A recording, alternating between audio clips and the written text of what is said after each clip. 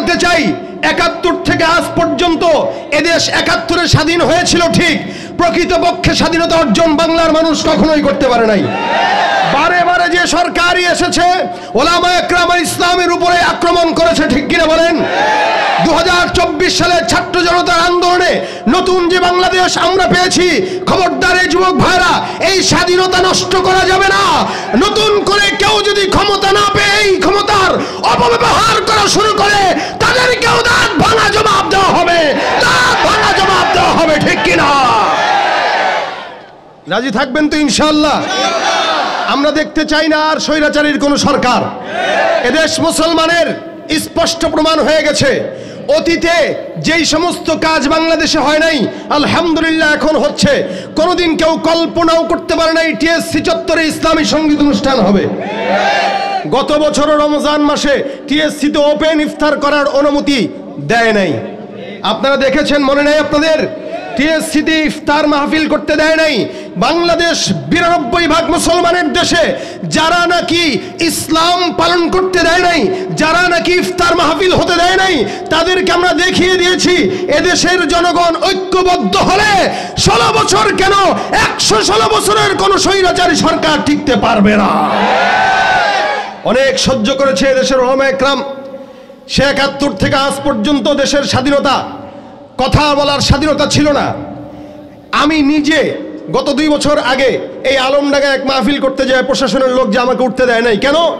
ওনার লিস্টটি আছে 35 জনের ভিতরে। আমাদের এই লিস্টটি করে কে? নাস্তিকেরা। 92% মুসলমানের দেশে আলেমদের লিস্টটি করে কারা? নাস্তিকেরা। 92% মুসলমানের দেশে ওলামায়ে কেরামদের লিস্টটি করে নাস্তিকেরা। এ মুসলমান, দিন পাল্টে গিয়েছে। এখনো পর্যন্ত যদি ঐক্যবদ্ধ না হই, দিন সামনেও খারাপ হওয়ার সম্ভাবনা আছে। এখন আলহামদুলিল্লাহ উপস্থিত, এই সমস্যা নাই। আমরা এই সমস্যার আসুক এটাও চাই না। আল্লাহ পাক বাংলাদেশকে ইসলামের দেশ হিসেবে কবুল করুক, জোরে বলেন আমিন। এজন্য ভাইরা আমার, ওলামায়ে কেরাম যেদিকে আমরা থাকবো, আল্লাহওয়ালা বুজুর্গরা যেদিকে আমরা থাকবো, এই মুহূর্তে প্রচুর পরিমাণে সমস্ত ইসলামপন্থী দলদের ঐক্যবদ্ধ হওয়ার সময়ের দাবি। আমরা কে কোন দল এটা বুঝি না, আমরা চাই সমস্ত ইসলামী দলগুলো ঐক্যবদ্ধ হয়ে বাংলাদেশকে ইসলামী দেশ হিসেবে পরিচালিত করা। নয়তো এদেশে নাস্তিকরা আবারও মাথা চারা দিয়ে ওঠার সম্ভাবনা আছে না নাই? এই জন্য কে হেফাজত, কে জমিয়ত, কে মজলিস, কে জামাত, এগুলো দেখার সময় এখন নয়। ঐক্যবদ্ধ হয়ে বাংলাদেশকে ইসলামের রাষ্ট্র করা দরকার।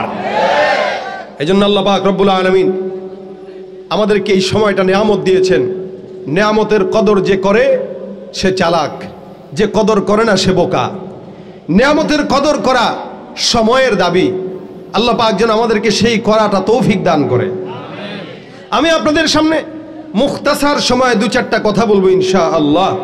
আল্লাহ যদি আমাকে তৌফিক এনায়েত দান করেন, এনায়েত করেন, তো ইনশাআল্লাহ এই কথাগুলোর উপরে আল্লাহ পাক আমাদের সকলকে আমলের নিয়তে বলার এবং শোনার তৌফিক দান করুক। আপনাদের কষ্ট হবে না তো ইনশাআল্লাহ? কথা বুঝতেছেন তো ইনশাআল্লাহ? ঘুমানো যাবে? কিছুক্ষণ পর পর কিন্তু পরীক্ষা করব, হাত উঁচু করে। সজাগ থাকবেন কিনা, ঘুমাবেন, এটাও পরীক্ষা হয়ে যাবে। ভাইরা আমার, আল্লাহ পাক রব্বুল আলামিন দুনিয়াতে সবচাইতে বেশি পছন্দ করে যাদেরকে বানিয়েছেন তারা কারা? বলেন না জোরে? মানুষ। এ দুনিয়ার সর্বপ্রথম দুনিয়াতে যাদেরকে আল্লাহ পাক পাঠিয়েছেন তারা হলো ফেরেশতা। আল্লাহ পাক রব্বুল আলামিন ফেরেশতাদের পরে জিন্নাতকে পাঠিয়েছেন। এদেরকে আবার বিতাড়িত করে দিয়েছেন বহুদূর সমস্ত তীরগুলোতে আর বড় বড় উপত্যকাগুলোতে। কেন? জমিনে মারামারি হানাহানি করত। আল্লাহ পাক রব্বুল আলামিন মানুষকে বানানোর ফিকির করলেন।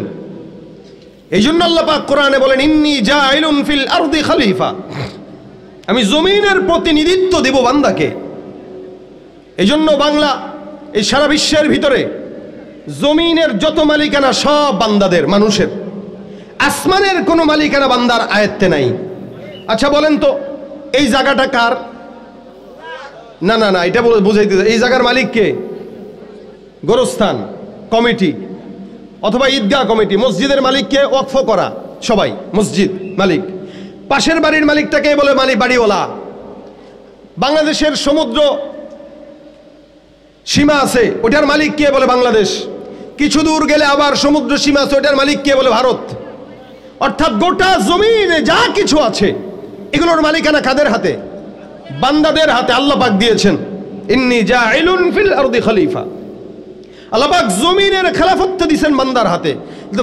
কেউ কি কোনোদিন বলেছে যে চাঁদের মালিক আমি বা আসমানের মালিক আমি, ওই মেঘখণ্ড দেখা যায় ওইটার মালিক আমি? এটা কেউ বলেছে? আসমানে যা কিছু আছে খাজানা ওইটা আল্লাহ পাকের হাতে। শুধুমাত্র জমিনের মালিকানা আল্লাহ পাক বান্দাকে দান করেছেন। আল্লাহ পাক রব্বুল আলামিন বান্দাকে যখন বানাইতে চায়, আপনারা জানেন ফেরেশতারা দেয় নাই। ফেরেশতারা চাইছিল না যে বান্দা হোক, কিন্তু আল্লাহ পাক ফেরেশতাদের জবান বন্ধ করে দিয়ে বলছেন ইন্নী আ'লামু মা লা তা'লামুন, আমি যতটুকু জানি তোমরা জানো না। এই যে আজকের এই মজমাকে আল্লাহ পাক ফেরেশতাদেরকে দেখায় বলতেছেন, এই ফেরেশতা তাকায় দেখ, তোরা সেদিন বলেছিলি আল্লাহ এদেরকে বানায় না, এরা রক্তপাত ঘটাবে, মারামারি করবে, এই করবে সেই করবে, ডাকাতি সন্ত্রাসী করবে। তাকায় দেখ, বহুদূর থেকে, চুয়াডাঙ্গা থেকে, আলমডাঙ্গা থেকে, আরো অনেক দূর থেকে ছাত্র ভাইরা, যুবক ভাইরা এসেছে। কেন? বলে দ্বীনি কিছু নসিহত শোনার জন্য যারা বসলো, আমি আল্লাহ তোদেরকে সাক্ষী রেখে বললাম যতক্ষণ বসা থাকবে সগীরা গুনাহ মাফ, আমি আল্লাহ আসমান থেকে রহমত নাজিল করে দিব। এই জন্য হাদিস শরীফে পয়গম্বর বলেন হাফাতহুমুল মালাইকা নাযালাত আলাইহিমুস সাকিনা ওয়া যাকারাহুমুল্লাহু ফী মান ইনদা। যতক্ষণ এখানে বসা থাকবেন চতুর্দিক থেকে ফেরেশতারা একজন একজন একজন করে আসমান পর্যন্ত এই মজমাটাকে ঘেরাও করে রেখে দিয়েছে। আসতে বললেন সুবহানাল্লাহ। এই যে জোরে বললেন, কেন বলাইলাম জানেন? একবার সুবহানাল্লাহ বলছেন তো জান্নাতে একটা গাছ লেগে গেছে। দুনিয়াতে যত সুবহানাল্লাহ বলবেন ততই ফায়দা। হ্যাঁ, শেখুল হাদিস জাকারিয়া রহমতুল্লাহ আলাইহি একটা ঘটনা উল্লেখ করেছেন এক কিতাবের ভিতরে। উনার নকল করা ঘটনা আমি শোনাইতেছি। সত্য মিথ্যা এটা আল্লাহ পাক জানে। আমাদের আকাবির বুজুর্গানে দিন এটা অনেক ঘটনা বর্ণনা করেছেন। আপনারা এটাও জেনে রাখবেন, কারামাতুল আউলিয়া হাক্কুন। ওলি বুজুর্গ যারা, এদের কারামত সত্য না মিথ্যা বলেন তো? কেন সত্য? বলে বুজুর্গানে দিনদের মতো দিল আমরা তৈরি করতে পারি নাই, যার কারণে আমাদের বিশ্বাস হয় না। নবীদেরকে আল্লাহ পাক মুজিজা দান করেছেন, পীর মাশায়েখ বুজুর্গানে দিনদেরকে আল্লাহ পাক কারামত দিয়েছেন। এটা যে বিশ্বাস করে না তার ঈমান দুর্বলতা থাকবে, কিন্তু আউলিয়াদের কারামতি কোনোদিন মিথ্যা হবে না। শেখুল হাদিস জাকারিয়া রহমাতুল্লাহ একটা ঘটনা বর্ণনা করেন, যে সুবহানাল্লাহর ইঙ্গিত দিয়ে বলতেছি আর কি, আপনাদেরকে জোরে বলানো লাগলো কেন? রাসূল সাল্লাল্লাহু আলাইহি ওয়াসাল্লাম হাদিসে বলেন ইন্না ফিল জান্নাতি লাশাজারা। কোন ঈমানদার বান্দা যখন একবার সুবহানাল্লাহর আওয়াজ দেয়, আল্লাহ পাক রব্বুল আলামিন হাবিব কিবরিয়া মুহাম্মদুর রাসূলুল্লাহ সাল্লাল্লাহু আলাইহি ওয়াসাল্লাম বলেন, একবার সুবহানাল্লাহর আওয়াজের বিনিময়ে আমার আল্লাহ পাক বান্দার জন্য জান্নাতের মধ্যে একটা গাছ লাগায় দেয়। হাদিস শরীফে পয়গম্বর আরো বলেন, গাছটা চওড়া কত জানো? এত বিশাল বড় গাছ। জমিনের ভিতরে আমরা গাছ দেখি ছোট ছোট চিকন চিকন গাছ। আল্লাহর হাবিব বলেন দুনিয়ার গাছ, জান্নাতের গাছ, আসমান আর জমিন ফারাক। জমিনের মধ্যে কোনো গাছ যখন হয়, ওই গাছের গোড়াটা থাকে চিকন, আগাটা থাকে উঁচু আর মোটা। এ মুসলমান নবীর উম্মত, কোন ইমানদার বান্দা জান্নাতে যদি গাছ লেগে যায় সুবহানাল্লাহর আওয়াজের বিনিময়ে, নবী বলেন ওই বান্দার জান্নাতের গাছের যেই গোড়াটা আছে, গোড়াটা এত বড় মোটা, বান্দা যদি দ্রুতগামী ঘোড়া দিয়ে 100 বছর দৌড়ায়, ওই গাছের গোড়াটাও পর্যন্ত শেষ হবে না। এখন বললেন একবার আরেকবার জান্নাতে একটা গাছ লেগে গেছে। এখন যারা যারা বলছেন তাদের জান্নাতে আরেকটা গাছ লেগে গেছে, এখন যারা বলছেন তাদের আরেকটা লাগছে। সুবহানাল্লাহ। আচ্ছা বলেন তো, এই যে সওয়াবগুলো লেখা হয়, এই সওয়াবগুলো কতদিন পর্যন্ত লেখা থাকবে? হ্যাঁ বলেন না, বুঝি নাই। নেই নেই নেই, আপনার মৌত পর্যন্ত। কি পর্যন্ত? আচ্ছা, আপনি মৌত পর্যন্ত আপনার এটা বলার সময়সীমা। মৃত্যুর আগ পর্যন্ত যত বলবেন ততই লেখা হবে। মরে গেছেন কবরে যায় বললে কোনো ফায়দা? কোনো ফায়দা নেই। কবরে যায় নামাজ যদি পড়তে পড়তে কপাল ঘষা দিয়া কালো বানায় ফেলান, এক বিন্দু সওয়াব নাই। কারণ এখানের জিনিস এখানে কামাই করার জিনিস, ওখানে যায় কামাই নাই, ওখানে বইলাও লাভ। এজন্য যত মরণ পর্যন্ত যতবার বলবেন তত সওয়াব, যত বলবেন তত সওয়াব। এক আল্লাহর ওলির ঘটনা বর্ণনা আছে। উনি মৃত্যু সন্নিকটে, সন্নিকটে একদম মরে যাবে, উনি কয় সুবহানাল্লাহ সুবহানাল্লাহ সুবহানাল্লাহ সুবহানাল্লাহ সুবহানাল্লাহ সুবহানাল্লাহ সুবহানাল্লাহ সুবহানাল্লাহ। পাশ থেকে মুরিদ একটা ডাক দেখে, হুজুর কি শুরু করছেন? ইন্তেকালের আগ মুহূর্তে আপনি এরকম ভাবে পড়া শুরু করছেন, আমাদেরকে কিছু নসিহত করেন। আরে বেটা নিজের চিন্তা আগে করে চুপ থাক, সুবহানাল্লাহ সুবহানাল্লাহ সুবহানাল্লাহ সুবহানাল্লাহ। মুরিদ ডাক দেখে, হুজুর একটু বলেন না কেন করতেছেন? আমি দেখতেছি আমার চক্ষু দিয়া যেন ফেরেশতারা আমার যে সুবহানাল্লাহ বলার খাতাটা আছে, আমলের খাতা, এটা আস্তে আস্তে ভাঁজ করে গোছিয়ে রেখে দেওয়ার জন্য প্রস্তুতি নিতেছে। তার মানে আমার হায়াত শেষ হয়ে যাচ্ছে। যতক্ষণ প্রস্তুতি নিতে নিতে যতবার বলতে পারবো ততবারই সওয়াব। খাতা বন্ধ হয়ে যাবে, 1000 বার সুবহানাল্লাহ বললেও কোনো ফায়দা নেই। এজন্য আমি খাতা বন্ধ হওয়ার আগ পর্যন্ত সুবহানাল্লাহ সুবহানাল্লাহ বলতেছি। এটা হলো মৃত্যু পর্যন্ত। তো জাকারিয়া রহমতুল্লাহ আলাইহি লেখেন, একজন আল্লাহওয়ালা যাচ্ছে রাস্তা দিয়া, বুজুর্গ মানুষ রাস্তা দিয়ে হেঁটে যায়, প্রতিমধ্যে কবরস্থান একটা আছে, কবরের সামনে দিয়া আল্লাহওয়ালাটা যায়। হঠাৎ করে বান্দার কানের মধ্যে আওয়াজ, কোন বান্দাটা কবর থেকে যেন সুবহানাল্লাহ সুবহানাল্লাহ সুবহানাল্লাহর জিকির, অথবা ওই বান্দাটা শুনতেছে কোন বান্দাটা যেন কবর থেকে কোরআন তেলাওয়াতের আওয়াজ, আল্লাহর জিকির, কোরআন তেলাওয়াত অথবা আল্লাহর জিকিরের আওয়াজ কবর থেকে আসলো। আল্লাহওয়ালা বুজুর্গটা কবরের পাশ দিয়ে হেঁটে যায়, হঠাৎ করে সুন্দর করে কবরের কিনারায় বসে পড়লেন। তাকায় তাকায় শুনেন, চিন্তা করেন কি ব্যাপার, কবরের মধ্যে আবার কেউ আছে নাকি, কোনো ফুটা টুটা আছে কিনা যেখান দিয়া কোনো মানুষ ভিতরে ঢুকে ঢুকে সুবহানাল্লাহ পড়তেছে? বলে না, কবরের ভিতরে এমন কোনো ফুটা নাই, এমন কোনো গর্তও নাই। এই কবরের মধ্য থেকে কেমন যেন কোরআন তেলাওয়াতের আওয়াজ। আপনারা শুনলে অবাক হবেন, অবাক হওয়ার কিছু নাই, কারণ এগুলো বাস্তবতা। আমাদের বাংলাদেশে অতীতে এমন অনেক বুজুর্গানে দিনরা অতিবাহিত হয়েছে যাদের ইন্তেকালের পরে কবরের থেকে ঘ্রাণ আসছে মিশক আম্বরের। শুধু তাই নয়, আমি নিজেই এরকম অসংখ্য সাক্ষী যারা ঘ্রাণ শুকেছে, অথবা আমিও শুনতে পেয়েছি। আপনি নিজেও যদি যান, অসংখ্য বুজুর্গানে দিন যাদের কবরের কিনারায় গেলে জান্নাতি শুষ্ক মিশক আম্বরের ঘ্রাণ ছড়ায়। আচ্ছা, একজন শিল্পীর নাম শুনছেন কি? পাকিস্তানের জুনায়েদ জামশেদ। হ্যাঁ, জুনায়েদ জামশেদ রহমতুল্লাহ ইন্তেকালের পরে তার কবর থেকেও নাকি এরকম ঘ্রাণ ছড়াইছে। অসংখ্য বুজুর্গানে দিন ছিল যাদের কবর থেকে ঘ্রাণ ছড়ায়। এগুলো আল্লাহওয়ালাদের কারামত। বুজুর্গানে দিনটা কবরের কিনারায় শোয়া, হঠাৎ করে চিন্তা করে একটু প্রশ্ন করব কিনা, দেখি ভিতর থেকে কি হয়। আল্লাহওয়ালা ডাক দিয়ে বলো, ভাই কবরের ভিতরে কে জানি না, কিন্তু কবরের ভিতর থেকে কোরআন তেলাওয়াতের আওয়াজ, এমন কোরআন তেলাওয়াতের আওয়াজ আমার দিলটাকে কেমন যেন করে ফেলতেছে। মেহেরবানি করে বলো তো, তুমি কবরের ভিতরে কোরআন তেলাওয়াত করতেছো এরকম ভাবে যদি তাহলে আমি অনেকক্ষণ যাবত শুনতেছি, কয় খতম কোরআন তেলাওয়াত তুমি করলে একটা মানে বলবা নাকি? তুমি এমন কোন আল্লাহওয়ালা বুজুর্গ যে আল্লাহ কবরে যাওয়ার পরও তোমাকে কোরআন তেলাওয়াতের সুযোগ করে দিয়েছে? অনেক আল্লাহওয়ালারা ইন্তেকালের পরেও কবরের মধ্যে আল্লাহ পাক বান্দাদেরকে ইন্তেকালের পরে যারা আল্লাহওয়ালা বুজুর্গ তাদের সঙ্গে জান্নাতের সম্পর্ক লাগায় দেয়। বুজুর্গানে দিনটা জিজ্ঞাসা করতে দেরি, কবরের ভিতর থেকে আওয়াজ। হয়তো সে কাশফের মাধ্যমে কবরের ওই বাসিন্দার সঙ্গে কথা বলতেছেন। লোকটা ভিতর থেকে ডাক দিয়া বলতেছেন, এ ভাই, আমি কবরের মধ্যে ইন্তেকালের পর থেকে এখন পর্যন্ত 11,000 কোরআন খতম দিয়েছি। আপনারা জোরে জোরে বলেন সুবহানাল্লাহ। আমি যে বললাম 11,000 বার কোরআন খতম দিয়েছি, আপনারা সুবহানাল্লাহ বললেন, আমার কি বলা লাগছে বলতে? নিজের থেকেই বললেন সুবহানাল্লাহ। কেন? এটা আশ্চর্যান্বিত একটা কথা। একটা মানুষ কবরের মধ্যে যাওয়ার পরেও 11,000 বার কোরআন খতম দিয়েছে। আপনারা যেরকম সুবহানাল্লাহ বললেন, ওই বান্দাটাও উপর থেকে বলে সুবহানাল্লাহ। ভিতর থেকে বান্দারা ডাক দিয়ে বলো, ভাই তুমি কে জানি না, তবে তোমার কাছে আমার একটা আবদার।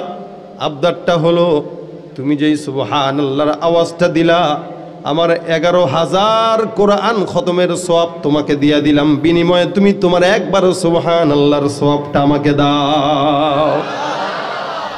এই বেচারা কয় কি এটা? আমি বললাম একবার সুবহানাল্লাহ, এই ব্যক্তি বলল 1000 বার কোরআনের খতম। আমরা তো সারা জিন্দেগিতেও 100 বার কোরআন খতম দিতে পারি না। সেই হেফজখানায় যখন পড়ি মনে আছে, লাস্টের বছর শুনাইছিলাম 53 খতম দিছিলাম এক বছরে ওস্তাদদের কাছে। এরপরে রমজান মাসে তারাবি পড়াইলে একটা খতম দেওয়া হয়, এর ফাঁকে 2-1 খতম ছাড়া বেশি খতম দেওয়া হয় না, সুযোগ নাই। মানে শয়তান সুযোগ করে দেয় না, যার কারণে পারি না। আর এই লোক 11,000 বার খতম দিয়েছে, এরপরে বলছে কি তুমি তোমার সুবহানাল্লাহর সওয়াব আমারে দাও, আমার 11,000 বারের সওয়াব তুমি নাও। এ বেচারা কয় ভাই বুঝলাম না কাহিনী, একটা সুবহানাল্লাহর সওয়াব নেওয়ার জন্য আপনি 11,000 কোরআন খতম দিয়ে দিবেন? বলে হ্যাঁ। বলে কেন জানো? বলে এই যে কবরের ভিতরে 11,000 বার কেন, কিয়ামত পর্যন্ত যদি কোরআন খতম দেই কোনো সওয়াব নাই, ফ্রি সার্ভিস। আর তুমি যে উপর থেকে খালি একবার বলছো, আমি তো বুঝতেছি দেখতেছি জান্নাতে আল্লাহ ফলের গাছ লাগাই দিয়েছেন। চায়ের দোকানে বসে বসে সরকার চালান, দেশ রাষ্ট্র চালান যারা, মানুষের গীবত যারা কন, ওই হুজুর ওই খারাপ, ওই হুজুর তো এই, ওই ইমাম তো এই, আল্লাহর কাছে জবাব দেওয়ার জন্য রেডি থাকেন। এই জন্য ওমর বলেন হাসিবু ক্বাবলা আন তুহাসাবু, তুমি তোমার হিসাব মিলাও, কারণ তোমার কবরের হিসাব তোমাকে দিতে হবে, আরেকজন দিবে না। এই কারণে চায়ের দোকানে বসে, আমাদের দেশের চায়ের দোকানগুলো 32 ইঞ্চি টিভি একটা উঠানোর টাকা শয়তান তারে ঠিকই দেয়, কিন্তু রুটি কলা উঠানোর টাকা পায় না। আর ওখানে বসে বসে যত গীবত, হুজুরের গীবত, মুয়াজ্জিনের গীবত, বক্তার গীবত, আলেমের গীবত, অমুক চেয়ারম্যানের গীবত, নিজে মানুষের দোষ খুঁজে বেড়ায়, নিজের তলায় দোষের অভাব, ওইটা না করে বসে বসে পড়েন সুবহানাল্লাহ সুবহানাল্লাহ সুবহানাল্লাহ, সওয়াব আছে না নাই? এজন্য যতক্ষণ থাকবেন সুবহানাল্লাহর জিকির করবেন, আলহামদুলিল্লাহর জিকির করবেন, আল্লাহর ওলি হয়ে যাবেন ইনশাআল্লাহ। এই জন্য আল্লাহ পাক ডাক দিয়া বলেন আলা ইন্না আউলিয়া আল্লাহ, আলা ইন্না আউলিয়া আল্লাহ, জেনে রাখবা যারা আল্লাহর ওলি, আল্লাহর ওলি, আল্লাহর ওলি কারা? জিন্নাত ফেরেশতা নাকি ইনসান? কথা কয় না, জিন্নাত ফেরেশতা নাকি ইনসান? এই ইনসানকে আল্লাহ পাক রব্বুল আলামিন বানাইছেন মহব্বত করে। আপনাকে আমাকে আল্লাহ পাক মহব্বত করে বানাইছেন। যদিও আমার দেশে মানুষের কোনো দাম নাই, কুকুরের দাম আছে। মানুষের দাম নাই, কুকুরের দাম আছে, বিড়ালের দাম আছে। গাড়ির মধ্যে বিড়ালের জন্য আলাদা সিট রাখা হয়, আর মানুষের সন্তান আরেক মানুষকে 1 টাকার জন্য হত্যা করা হয়, গায়ে মায়াও লাগে না। ভাইরা আমার, মানুষ সব অমানুষ হয়ে গেছে, যার কারণে মানুষের প্রতি মানুষের দরদ দেয়। কিন্তু আল্লাহ পাক রব্বুল আলামিন বলেন কত মহব্বত করে বানাইলাম। এমন মহব্বত আমি আল্লাহ অন্য কোনো জাতিকে করি নাই। আল্লাহ পাক রব্বুল আলামিন বলেন লাকাদ খালাকনাল ইনসানা ফি আহসানি তাকওয়িম, সব চাইতে সুন্দর আকৃতি দিয়ে আমি আল্লাহ রব্বুল আলামিন ইনসানকে বানায় দিলাম। মুসলমান খুব বুঝবেন, আল্লাহ পাক রব্বুল আলামিন কত দামি বানাইছেন, কত সম্মান দিয়া, কত আদর করে বানাইছেন। এই আসমান জমিন গ্রহ নক্ষত্র যা কিছু দেখা যায় সব কিছু আল্লাহ পাক 6 দিনে বানাইছেন। আল্লাহ বলেন ফি সিত্তাতি আইয়াম সুম্মা ইস্তাওয়া আলাল আরশ, আমার আল্লাহ পাক 6 দিনে বানাইছেন আসমান। মুফাসসিরিন ইকরাম বলেন প্রথম 3 দিনে জমিন বানাইছেন, পরের 3 দিনে আল্লাহ পাক রব্বুল আলামিন আসমানকে আল্লাহ পাক নজর দিয়েছেন। এই সব কিছু আল্লাহ পাক রব্বুল আলামিন 6 দিনে বানাইছেন। চাইলে তো 6 সেকেন্ডও লাগতো না, ঠিক কিনা? কিন্তু আল্লাহ পাক সময় নিলেন কেন? বান্দা যেন বুঝে ধীরে ধীরে কাজের মধ্যে বরকত হয়। আমার আল্লাহ পাক 6 দিনে বানাইলেন। ইন্নামা আমরুহু ইযা আরাদা শাইআ আইয়াকুলা লাহু কুন ফায়াকুন, সমস্ত আসমান জমিনের মধ্যে যা কিছু আছে আমার আল্লাহ পাক রব্বুল আলামিন হও বলতে দেরি হয়, কিন্তু আসমান আর জমিন হতে দেরি হয় নাই। এ মুসলমান নবীর উম্মত, আমার আল্লাহ পাক রব্বুল আলামিন আসমান জমিনকে কোন দিয়া বানাইলেন, কিন্তু আপনার মতো আমার মতো বান্দাকে আল্লাহ পাক হও দিয়া বানায় নাই। আমার আল্লাহ বলেন ইয়া বানি আদম খলাকতুকা বিয়াদাই, হে বানি আদম, আসমান আমি আল্লাহ আদেশ দিয়া বানাইলাম, জমিন আমি আল্লাহ আদেশ দিয়া বানাইলাম, পাহাড়কে আমি আল্লাহ আদেশ দিয়া বানাইলাম, চন্দ্রকে আমি আল্লাহ আদেশ দিয়া বানাইলাম, সমুদ্রকে আমি আল্লাহ আদেশ দিয়া বানাইলাম। তোমার মতো মানুষ আমি আল্লাহ কেমনে বানাইছি জানো? আমার আল্লাহ পাক রব্বুল আলামিন বলে, ইমানদার, আমি আল্লাহ তোমাকে যখন বানাইলাম, আমি আল্লাহ পাক রব্বুল আলামিন আমার নিজের কুদরতি হাত দিয়া বান্দা আদর করে মোহাব্বত করে লেপে লেপে তোমাকে বানাইলাম। আমার আল্লাহ পাক রব্বুল আলামিন নিজের কুদরতি হাতে বান্দার নাকটা বানায় দিয়েছেন, নিজের কুদরতি হাতে বান্দার ঠোঁটটা বানায় দিয়েছেন। আল্লাহ পাক চমৎকার করে সুন্দর সুন্দর করে বানায় দেয়। 40,000 বছর পর্যন্ত আল্লাহ পাক 40 বছর পর্যন্ত বান্দার এই সুন্দর দেহটাকে আল্লাহ পাক জান্নাতের মধ্যে ফেলে রাখছে। এটা একটা মাত্র মাটির পুতুলের মতো। শয়তান চতুর্দিক দিয়ে ঘুরে চিন্তা করে, হ্যাঁ এটারে আমার বিপরীতে বানানো হয়েছে, এটারে শান্তি দিব না। শয়তান নাক দিয়া ঢুকা পিছন দিয়া বের হয়ে গেছে, খালি কিছুক্ষণ পর পর খোঁচা দেয়। আল্লাহ বলেন 40 দিন পর ফানাফাখতু ফীহি মির রূহি ফাকউ লাহু সাজিদিন। আমার আল্লাহ পাক রব্বুল আলামিন বান্দাকে ফুঁক দিয়া দিলেন, বলে কি? ফানাফাখতু ফীহি মির রূহি। আল্লাহ ডাক দিয়া বলেন, আমি আমার রূহ থেকে বান্দার মধ্যে রূহ ফুঁকে দিলাম। সুবহানাল্লাহ। কার রূহ থেকে? কার? আল্লাহর রূহ থেকে আমাদের ভিতরে আল্লাহ পাক রূহ দিয়ে দিয়েছেন। শয়তান ডাক দিয়া বলেন, ক্বালা ফাবিইজ্জাতিক, ক্বালা ফাবিইজ্জাতিক, এই তোমার ইজ্জতের কসম, লাউগুবিয়ান্নাহুম আজমাইন, সবগুলোরে আমি আল্লাহ, তুমি আল্লাহ তোমার বান্দাদেরকে আমি শয়তান সবগুলোরে গোমরা করেই ছাড়বো। ক্বালা ফাবিইজ্জাতিকা লাউগুবিয়ান্নাহুম আজমাইন, আল্লাহ সবগুলোকে আমি আল্লাহ ধ্বংস করেই ছাড়বো। যার কারণে কখনো কখনো টুপিওয়ালা, পাগড়িওয়ালা, জুব্বাওয়ালা অথবা প্যান্ট শার্ট টাইওয়ালা ভদ্রতার বেশেও শয়তান আছে না নাই? ও চ্যালেঞ্জ করছে আল্লাহর কাছে, একটারও ভালো থাকতে দেব না। আমার আল্লাহ পাক ডাক দেয়া বলেন, ইল্লা ইবাদাকা মিনহুমুল মুখলাসিন, সবগুলোরে পারবা, তবে মুখলিস আল্লাহওয়ালা ইমানদারদেরকে পারা যাবে? কথা কয় না যাবে? চাকরি হয় না, যদিও একটা হইছে, নেতায় ডাক দেয়া কয় দাড়ি কাটো তাহলে চাকরি টিকবে। যুবক কয় না না, কারণ আমার দিলের মধ্যে দুনিয়ার মানুষের প্রেম নাই, আমার দিলের মধ্যে নেতার প্রেম নাই, আমার দিলের মধ্যে বিবির প্রেম নাই, আমার দিলের মধ্যে আল্লাহর প্রেম। দুনিয়াতে রিক্সা চালায় খাইতে রাজি, দেবো আল্লাহর প্রেম ছেড়তে রাজি হব না। এটা ইমানদারের কাজ। এই জন্য আল্লাহ বলেন, আলা ইন্না আউলিয়া আল্লাহ, এরা আল্লাহওয়ালা, এরা আল্লাহর ওয়ালি, এরা আল্লাহর বন্ধু। এদেরকে আমি আল্লাহ আমার হাতে বানাইলাম, আমি আল্লাহ মোহাব্বত করে বানাইলাম। এত দাম। হাদিস শরীফে পয়গম্বর আরবি সাল্লাল্লাহু আলাইহি সাল্লাম বলেন, দুনিয়ার জমিনের সবচাইতে বড় ঘর বাইতুল্লাহ, এর আগে কোনো ঘর নাই, এর চাইতে দামি কোনো ঘর আছে নাকি? কথা কয় না? আচ্ছা বলেন তো, মসজিদটা দামি না কম দামি? কিন্তু এই মসজিদের চাইতেও দামি কোন মসজিদ? কাবা। যার কারণে আমার আল্লাহ বলেন, ইন্না আউওয়ালা বাইতিন উদিআ লিন-নাস লাল্লাযী বিবাক্কাতা মুবারাকান ওয়া হুদাল লিল আলামিন। দুনিয়ার সবচাইতে প্রাচীন ঘর, শুরুর ঘর, প্রথম ঘর বাইতুল্লাহ। আমার হাবিবে কিবরিয়া একবার কাবা শরীফ তওয়াফ করতেছেন, আর কাবার দিকে তাকায় ডাক দিয়ে বলে, বাইতুল্লাহ তোমার সম্মান মালিকের দরবারে অনেক, এত সম্মান আল্লাহ পাক অন্য কোনো ঘরকে দেয় নাই। যার কারণে কোন ইমানদার যখন ঘরের মধ্যে ঢুকে, মান দাখালাহু কানা আমিনা, কোন ইমানদার যখন ঘরের মধ্যে ঢুকে আমার আল্লাহ ডাক দেয়া বলেন সে নিরাপদ। কোন ইমানদার যদি এই ঘরের মধ্যে ঢুকে, গুনাহগার যদি এই ঘরের মধ্যে ঢুকে, কোন জালেমও যদি এই ঘরের মধ্যে ঢুকে, আমার আল্লাহ বলেন সে নিরাপদ। এত এত দাম। কোন বাইতুল্লাহ যদি কোনো ইমানদার বান্দা একবার তওয়াফ করে, আল্লাহ পাকের হাবিব বলেন একজন সদ্য ভূমিষ্ঠ হওয়া শিশু বাচ্চার মতো ওই বান্দাকে আল্লাহ পাক নিষ্পাপ বানায় দেয়। কত দাম, কত দাম। একটা ঘর খালি তওয়াফ করতেছে, কাপড় একটা সাদা পড়ছে তো 7টা চক্কর দিছে, বাস খালাস, সারা জিন্দেগির গুনাহ মাফ। কত দামি ঘর এই ঘরটা।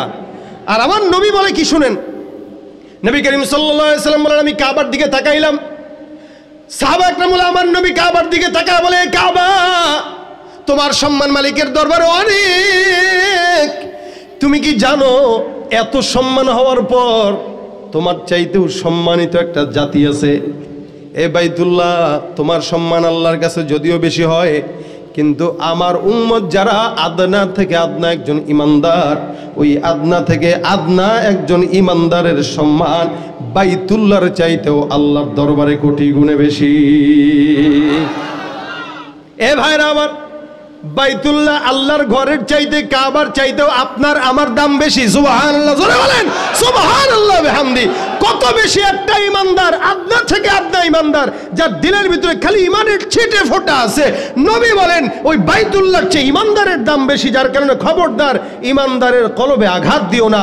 বাইতুল্লাহ ভাঙলে যেই গুনাহ হয় তার চেয়ে বেশি গুনাহ ইমানদারের কলবে আঘাত দেওয়া। এ মুসলমান নবীর উম্মত, এই বান্দাকে আল্লাহ পাক বলেন আলা ইন্না আউলিয়া আল্লাহ, ওই ইমানদার বান্দা কখনো কখনো দামি। আল্লাহ পাক রব্বুল আলামিন অন্য আয়াতে বলেন উলাইকা কাল আনআম বাল হুম আদাল, এগুলো সব হলো গরু ছাগলের মতো, এগুলো আবার তার চাইতেও খারাপ। একদিকে রাসূল বলেন এদের দাম অনেক, আরেকদিকে আল্লাহ বলে এরা কুকুরের চাইতেও খারাপ। বলেন তো দুই কথার মধ্যে পার্থক্য আছে না নাই? এক জায়গায় বলেন সবচাইতে আফজল, আরেক জায়গায় বলেন সবচাইতে নিকৃষ্ট। কেন? আচ্ছা বলেন তো, এখানে যেগুলো মানুষ আছে এদের ভিতরে অনেকে নামাজি আছে, অনেকে বেনামাজি আছে না নাই? আল্লাহ পাক রব্বুল আলামিন বলছেন উলাইকা কাল আনাম, এগুলো গরুর মতো, শুয়োরের মতো, কুকুরের মতো, জানোয়ারের মতো, হায়াওয়ানের মতো। বলে একটা মানুষ এত দামি হওয়ার পর কেমনে হায়াওয়ানের মতো হয়? দেখেন উদাহরণ দিলে বুঝবেন। গরুর কি নামাজ আছে নাকি? শুয়োরে নামাজ পড়ে? ছাগল নামাজ পড়ে না? নামাজ পড়বে কে? কে কে কে? নামাজ কার উপরে ফরজ? বলে বান্দার উপরে, মুসলমানের উপরে। মুসলমান হইছে নামাজ পড়ে না, গরুও নামাজ পড়ে না। মুসলমান রোজা রাখে না, গরু রোজা রাখে না। মুসলমান সুন্নত মানে না, গরু ছাগল সুন্নত মানে না, কুকুরও সুন্নত মানে না। আল্লাহ পাক বলেন যে এই ব্যক্তিটা মুসলমান হওয়ার পরও নামাজ পড়ে না, রোজা রাখে না, দাড়ি রাখে না, সুন্নত মানে না, এই ব্যক্তি মুসলমান হওয়ার পরেও রোজা রাখে না, কুকুর হয়ে রোজা রাখে না, নামাজ পড়ে না। সুতরাং তার মধ্যে কুকুরের মধ্যে কোনো তফাৎ থাকতে পারে না, তারা উভয় সমান। রাস্তাঘাটে যায় না চলা এই মানুষের ভিড়ে, ওই ভিড়ের মাঝেও আবার কেহ অন্যের পকেট মারে। রাস্তাঘাটে যায় না চলা এই মানুষের ভিড়ে, ওই ভিড়ের মাঝেও আবার কেহ অন্যের পকেট মারে। ও কেউ যদি মানুষ বলো আমার বলার কিছুই নাই, তাকেও যদি মানুষ বলো আমার বলার কিছুই নাই। মানুষ দেখতে চলো এবার জাদুঘরে যাই সবাই, হায় রে সাধের দুনিয়ায় মানুষ পাওয়া বড় দায়। মানুষ দেখতে চলো এবার জাদুঘরে যাই সবাই, ঠিক কিনা? শিক্ষার জোরে ডিগ্রির ভারে সাহেবের মাজা বাঁকা, মুচকি হেসে সব অফিসে নেয় যে ঘুষের টাকা। শিক্ষার জোরে ডিগ্রির ভারে সাহেবের মাজা বাঁকা, মুচকি হেসে সব অফিসে নেয় যে ঘুষের টাকা। শিক্ষিত এই মানুষদের দেশে তো আজ অভাব নাই, শিক্ষিত এই মানুষদের দেশে তো আজ অভাব নাই। মানুষ দেখতে চলো এবার জাদুঘরে যাই সবাই, হায় রে সাধের দুনিয়ায় মানুষ পাওয়া বড় দায়।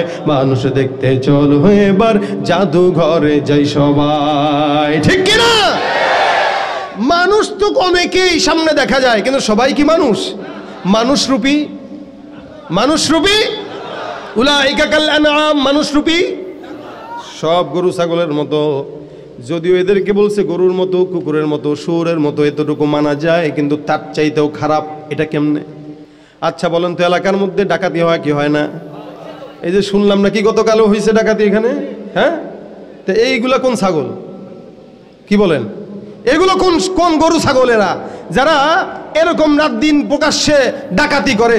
আল্লাহ পাক এদেরকে বলতেছেন এই এলাকায় চাঁদাবাজি করে কি মানুষ না কুকুর? হ্যাঁ, কে করে? ঘুষ খায় কে? জেনা ব্যভিচার করে কে? একজন আরেকজনকে হত্যা করে কে? অথচ কুকুর করার কথা, কুকুর করে না। কুকুর না কামড় দিয়ে একজনকে মারার কথা, কিন্তু কুকুর এটা করে না।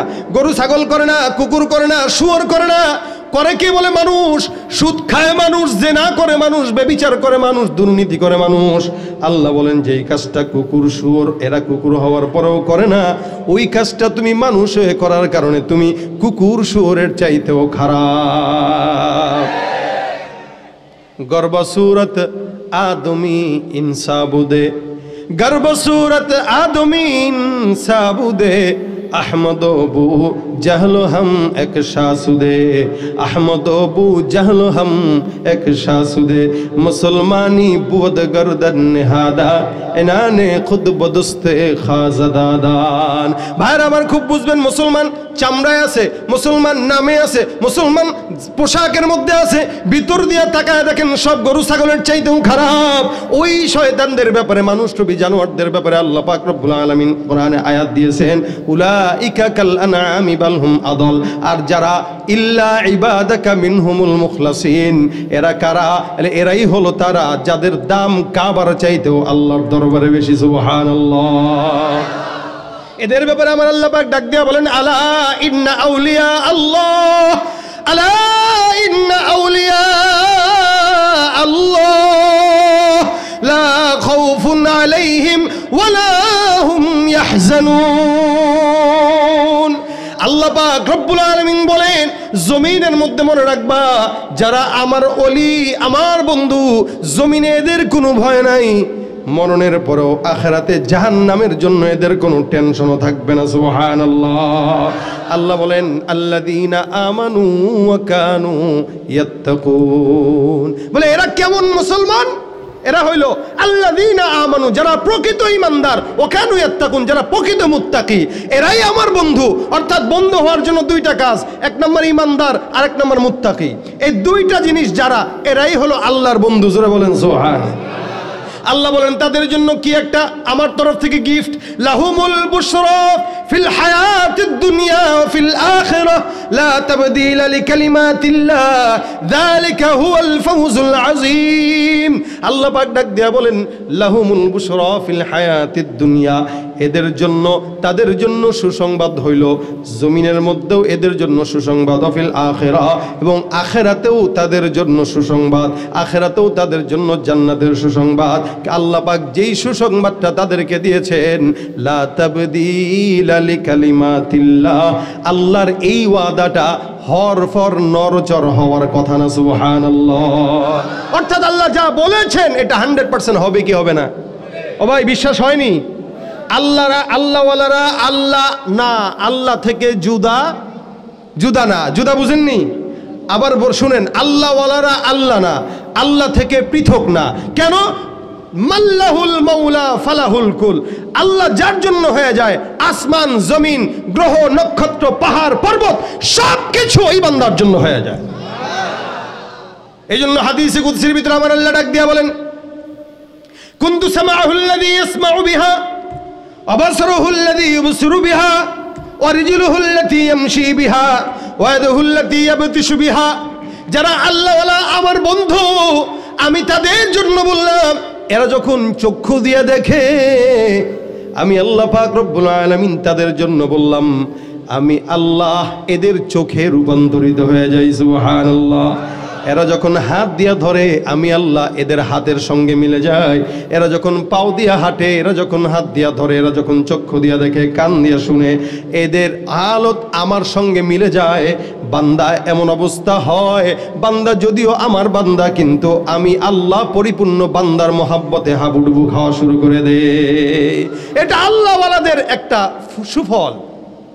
আল্লাহওয়ালাদের আরেকটা সুফল, এরা আল্লাহর কাছে যা চায় আল্লাহ তাই দেয়। অর্থাৎ মুস্তাজাবুদ দাওয়া হয়ে যায়, চাইতে দেরি আল্লাহ দিতে দেরি না।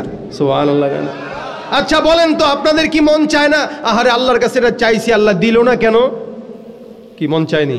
অনেক সময় চাই চাই চাই কিন্তু দেয় না, দেয় না, মন চায় না, আহারে আমি যদি চাওয়ার সাথে সাথে আল্লাহ দিয়ে দিত ভালো হইতো না? কি বলেন আপনারা, চান কি এটা হোক? বলেন বলেন, আপনারা চান যে আল্লাহ যা চাবেন তাই দিবে? চান এটা যে আমি চাবো আল্লাহ আমার একটু দুর্নীতি করার সুযোগ দাও, হ্যাঁ আল্লাহ আমার একটু গাঁজা খাওয়ার সুযোগ দাও, কেউ এটা চাইবেন না আল্লাহর কাছে?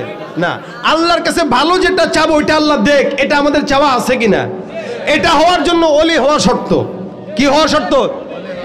ইমাম আহমদ ইবনে হাম্বল রাহমাতুল্লাহ আলাইহি এই আল্লাহর কাছে চাওয়ার জন্য তৌফিক লাগে। কি লাগে? কি লাগে? আমগো এলাকার তৌফিক ভাই না, তৌফিক মানে আল্লাহর তরফ থেকে দয়া লাগে, আল্লাহ চাইতে হয়। আতা ইবনে আবি রবাহ বিখ্যাত একজন তাবেঈ, উনার একটা দাসী ছিল। ও তাবেঈদের দাসী আমাদের মতো না, আতা ইবনে আবি রাবাহের দাসী, উনি একদিন রাত্রিবেলা, তাহা খুব বুঝেন, আতা ইবনে আবি রাবাহের দাসী রাত্রিবেলা দোয়া করে, আল্লাহ আমি তোমার কাছে একটা জিনিস চাই। কিসের উসিলায় জানো? তুমি যে আমারে ভালোবাসো না, এই ভালোবাসার বিনিময়ে আমি তোমার কাছে একটা জিনিস চাই। সুবহানাল্লাহ। কি বলতেছে? তুমি যে আমাকে ভালোবাসো, বলা দরকার ছিল কি আমি যে তোমারে ভালোবাসি। কি বলেন? এইটা বলা দরকার যে আমি যে তোমারে ভালোবাসি, এই উসিলা একটা জিনিস দিও। আর সে বলতেছে কি, আল্লাহ তুমি যে আমারে মহব্বত করো, এই উসিলায় আমি একটা জিনিস চাবো। ওই মহব্বতের দাবি দিয়ে, তুমি তো আমার মহব্বত করো না, করো তো, তা করলে আমার একটা জিনিস দিবা। অনেক সময় বিবিরা কয়, জান তুমি আমার ভালোবাসো না? হ্যাঁ বাসি তো, চলে এটা দাও। এই যে মেয়েদের কারবার, এটা স্বামীরে তার অনুভূতিতে আঘাত দিয়া বলে, জান তুমি আমার ভালোবাসো না? বলে বাসি তো, তাহলে এটা দাও। ভালোবাসা তো এটাই যে যে বাসবে তার উসিলায় চাইতে হবে। তো দাসী বলতেছে, আল্লাহ তুমি যে আমাকে ভালোবাসো, ওই উসিলা আমাকে এটা দাও। তা আতা ইবনে আবি রাবাহ দোয়ার পরে ডাক দেখে, এই গাধি। জি হুজুর, কি চাইলি তুই? এটা আল্লাহ তোরে ভালোবাসে, আল্লাহ ঠেকা পড়ছে, তুই এটাই না বলবি যে আল্লাহ আমি যে তোমারে ভালোবাসি, এই উসিলা এটা দাও। হুজুর ঠিক আছে আপনার কথা, কিন্তু আমার তো দেমাগ অন্য দিকে খাটছে। বলে কি? সুবহানাল্লাহ। দাসী ডাক দিয়া বলতেছে, শুনেন আমি কয়টার দিকে আল্লাহর কাছে চাইছি একটু বলেন তো? রাত 3টার দিকে। আচ্ছা বলেন তো, এই এলাকায় আজ হাজারো মানুষ আছে, সবাই কি উঠছে? বলে না, সবাই তো উঠে নাই। আমারও উঠাইছেন কে? আল্লাহ। তার মানে উনি যদি আমারে ভালো না বাসতেন, রাত 3টার দিকে কি উঠাইতেন? সুবহানাল্লাহ কয় না? তো উনি ভালোবাসে বলেই তো কানটা ধরে রাত 3টার দিকে উঠাইছে। এই জন্য বলছি তুমি যে আমারে ভালোবাসো, ওইটার উসিলা দাও। সুবহানাল্লাহ। আল্লাহর কাছে চাওয়ার মতো যোগ্যতাও তো আমাদের কাছে নেই। এই যোগ্যতা অর্জন করা ইমাম আহমদ ইবনে হাম্বল রাহমাতুল্লাহ আলাইহি 4 ইমামের অন্যতম ইমাম, যাদের ইমামতি ছাড়া ইসলাম অপরিপূর্ণ। এই জন্য ইমাম আহমদ ইবনে হাম্বল অনেক বড় দামি একজন ইমাম, 4 ইমামের। উনি একদিন এক এলাকায় গেছে, এক মসজিদে। তা এলাকার ভিতরে থাকবে রাত্রে মুসাফির মানুষ। কষ্ট হইতেছে আপনাদের? কার নাম বলছি? কথা বলে না। আহমদ ইবনে হাম্বল রাহমাতুল্লাহ আলাইহি, উনি মুসাফির মানুষ, সফররত অবস্থায় সারাদিন কিতাব মোতালা করতেন। ওনারা এমনি এমনি ইমাম হন নাই। ইমাম মুহাম্মদ রহমতুল্লাহ আলাইহির কাছে একজন প্রশ্ন করছেন, আইসা কি ব্যাপার আপনি ঘুমান না কেন? কখন ঘুমান? এই যে সারা রাত জেগে থাকেন, কিতাব পড়েন, সারাদিন বিচার কার্যক্রম করেন, এলাকার মানুষদের খেদমত করেন, ঘুমান কখন? ইমাম মুহাম্মদ রহমতুল্লাহ আলাইহি প্রশ্ন করছেন এক বান্দা। ইমাম মুহাম্মদ ডাক দিয়া বলে, কাইফা আনামু ওয়া কাদ নামাত উয়ুনুল মুসলিমিন তাওয়াক্কুলান আলাইনা। আমি ঘুমাবো কিভাবে, অথচ এলাকার সমস্ত মুসলমানরা আমার ফতোয়ার উপরে নির্ভর করে ঘুম যাইতেছে। সকালবেলা হইলেই ফতোয়ার জন্য আসবে, বিচার নিয়ে আসবে, প্রশ্ন নিয়ে আসবে, সওয়াল নিয়ে আসবে। আমি যদি রাত্রে ঘুমাইতে, ওদের প্রশ্নের জবাব দিবে কে? এই জন্য ওলামা একরামদের ঘুম হয় না, জাতির রাহবারের টেনশনে। উম্মতের ওলামা একরাম ঘুমান না, রাত কি রাত আল্লাহর কাছে তাহাজ্জুদ পড়ে দোয়া করেন। আল্লাহওয়ালা বুজুর্গদের দাম এত বেশি, টাকাওয়ালার কাছে আপনারা সবাই জানা, টাকাওয়ালারা আল্লাহওয়ালার কাছে দৌড়ায়। কথা বুঝেন নাই মনে হয়? সারা দুনিয়ার মানুষ যায় টাকাওয়ালার পিছনে, বিআরবির মালিকের পিছনে সারা দুনিয়ার মানুষ ঘুরে, আর বিআরবির মালিক আল্লাহওয়ালার পিছনে ঘুরে। কেন? টাকা দিয়া দুনিয়া কিনা যায়, মাগার আল্লাহকে কিনা যায় না। এই জন্য সেও বুঝে আমার সব যত রাজত্ব আছে টাকার মধ্যে, আর আমার কিছু যা উন্নত সাধন করা লাগবে, এগুলোর জন্য দোয়া চাওয়ার জন্য আল্লাহওয়ালার পিছনে দৌড়ানো লাগবে, নয়তো লাভ নাই। আল্লাহওয়ালার কাছে যায় দোয়া নেয় যে হুজুর। তার মানে বুঝেন, যত কোটিপতি, যত বড় লোক, যত আরো অনেক বড় লোক আছেন, এদের বড় লোকের সীমা যেখানে শেষ, এক গরিব আল্লাহওয়ালার সীমা সেখান থেকে শুরু। ইমাম আহমদ ইবনে হাম্বল মুসাফির হয়ে সফর করছেন। মসজিদে এশার নামাজের পরে রইলেন। তা খাদেম এসে বলতেছেন, হুজুর সরে যান, সরে যান, মসজিদ মেরে দিব, বন্ধ করে দিব। ভাই আমার একটু রাতটা ঘুমানোর সুযোগ দেওয়া যায় না? না না না, দেওয়া যাবে না। অনেক রিকোয়েস্ট করার পরেও রাত্রে থাকতে দিলেন না। ইমাম আহমদ ইবনে হাম্বল মনের দুঃখে হাঁটা দিলেন রাত্রে। হাঁটতে হাঁটতে হঠাৎ করে যায় দেখে একটা দোকান খোলা। বাস স্ট্যান্ডে যেরকম কিছু চায়ের দোকান খোলা থাকে, এরকম একটা রুটির দোকান খোলা। এক যুবক রুটির দোকানে রুটি বানাইতেছে ঠিক ভোরের আগ মুহূর্তে। আহমদ ইবনে হাম্বল রাহমাতুল্লাহ আলাইহি দোকানের সামনে গেলেন, যুবকরা ডাক দিয়ে বলতেছেন, যুবক, শীতের রাত, সারা রাত আমি এলাকায় এলাকায় ঘুরলাম, কষ্টে শীতে শরীরের হাড্ডির ভিতরে কাঁপন শুরু হয়ে গেল, তুমি যুবক মানুষ রুটি ছাকতেছো, রুটি বানাইতেছো, আমারে দয়া করে আল্লাহর হস্তে একটু আগুন পোহানোর জন্য সুযোগ দিবা কিনা? যুবক ডাক দিয়া বলে, অবশ্যই, কেন নয়, আসেন, এখানে আগুন আছে, যত মন চায় তত আগুন পোহান, গরম পোহান, কোনো সমস্যা নাই। আহমদ ইবনে হাম্বল রাহমাতুল্লাহ আলাইহি আগুন পোহায়, আর আগুনের আলোর মধ্যে দিয়া কিতাব মোতালা করে। কিছুক্ষণ পর ফজরের আগ মুহূর্তে কিছু বান্দারা এসে তার থেকে রুটি নেওয়ার জন্য আসছে।